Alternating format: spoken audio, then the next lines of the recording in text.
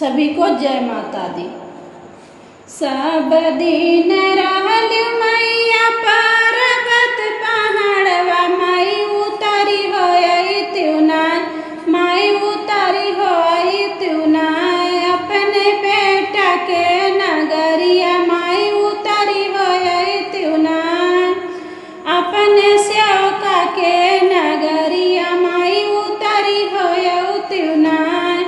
सब दिन सेवका के मैं बोलैलू अपनी दुआरिया, सब दिन सेवक के बोलैलू माई अपनी दुआरिया। हे मायरिया हमारी ना एक दिन आउती हमारी बखरिया, हे मायरिया हमारी ना तू एक दिन हमरे बखरिया, हे मायरिया हमारी ना।